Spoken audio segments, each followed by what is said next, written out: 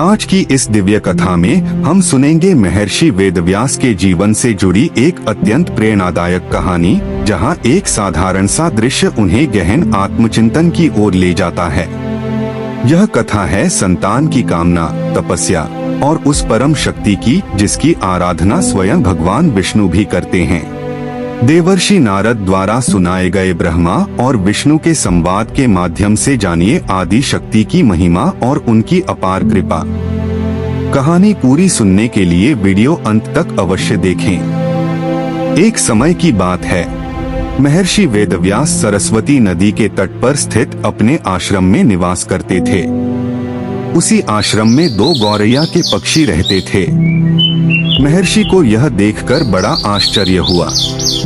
उन्होंने देखा कि उन पक्षियों के छोटे छोटे बच्चे अभी अभी अंडों से निकले थे। उनके चोंच अभी पूरी तरह विकसित नहीं हुई थी, इसलिए वे स्वयं भोजन नहीं कर सकते थे। दोनों पक्षी दूर दूर से दाने लाकर अपने बच्चों की चोंच में प्रेम पूर्वक डालते थे और अपनी चोंच से बच्चों के शरीर को सहलाकर उन पर स्नेह की वर्षा करते थे। यह दृश्य देखकर महर्षि वेदव्यास के मन में विचार आया, जब ये छोटे से पक्षी अपने बच्चों से इतना प्रेम कर सकते हैं तो मनुष्यों की स्थिति क्या होगी। परंतु अधिकांश मनुष्य तो अपने बच्चों का पालन पोषण इस इच्छा से करते हैं कि भविष्य में उनसे सेवा प्राप्त हो। तभी उन्हें शास्त्रों की एक बात स्मरण हुई कि जिस पुरुष को संतान नहीं होती उसे अधूरा माना गया है और वह पूर्ण मानसिक सुख भी प्राप्त नहीं कर पाता। इन विचारों में डूबे हुए महर्षि वेदव्यास संतान प्राप्ति की कामना से मंदराचल पर्वत पर तपस्या करने चले गए। वहां पहुंचकर वे सोचने लगे, मैं किस देवता की उपासना करूं? कौन सा देव सभी वरदान देने में समर्थ है और सभी इच्छाओं को पूर्ण कर सकता है? उसी समय देवर्षि नारद वहां आए। महर्षि वेदव्यास को चिंतित देखकर नारद जी ने उनके दुख का कारण पूछा। तब व्यास जी ने कहा, मैं पुत्र प्राप्ति की इच्छा से तपस्या करना चाहता हूँ, किंतु यह निश्चय नहीं कर पा रहा कि किस देवता की आराधना करूँ जिससे मेरी कामना पूर्ण हो। तब देवर्षि नारद ने उन्हें अपने पिता ब्रह्मा और भगवान विष्णु के बीच हुए एक प्राचीन संवाद का वर्णन किया। नारद जी बोले, महर्षि, यही प्रश्न एक बार मेरे पिता ब्रह्मा जी ने भगवान विष्णु से किया था।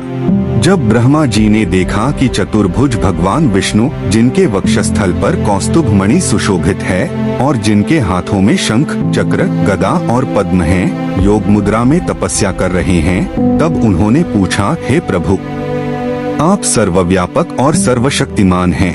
आपके ऊपर कोई और देवता नहीं है। आपकी इच्छा से मैं सृष्टि की रचना करता हूँ और रुद्र उसका संहार करते हैं। फिर आप किसकी उपासना कर रहे हैं?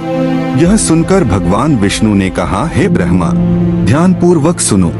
यद्यपि संसार जानता है कि तुम सृष्टि करते हो, मैं पालन करता हूँ और रुद्र संहार करते हैं, फिर भी वेदों के ज्ञाता यह सिद्ध करते हैं कि सृष्टि, पालन और संहार तीनों की शक्ति देवी में निहित है।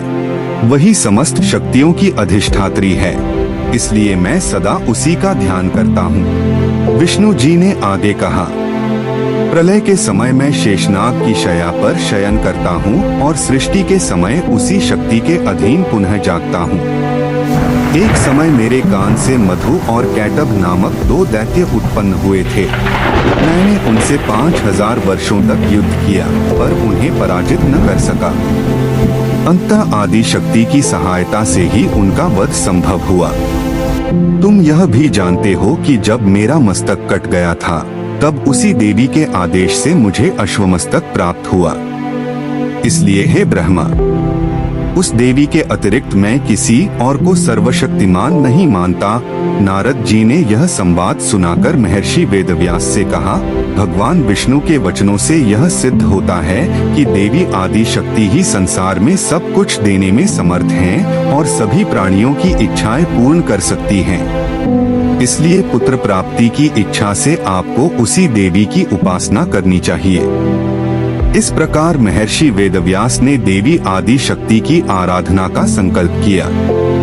कथा हमें सिखाती है कि संसार की प्रत्येक इच्छा, प्रत्येक शक्ति और प्रत्येक सिद्धि उसी परम मातृशक्ति की कृपा से प्राप्त होती है। इस प्रकार पवित्र विंध्याचल की शिखरों पर महर्षि वेदव्यास ने गहन तपस्या का मार्ग अपनाया। इस तपस्या से जन्म लेने वाला था एक ऐसा आत्मा जो केवल देह से नहीं अपितु मंत्र, ध्यान और ईश्वर की इच्छा से उत्पन्न होगा। और अगली कथा में हम देखेंगे उस अद्भुत जन्म का चमत्कार। हमारे चैनल से जुड़े रहे, और अगर आपको हमारी कहानियाँ पसंद आई हो तो please share, like and subscribe करना ना भूलिएगा। आप सबका धन्यवाद और जय श्री राम।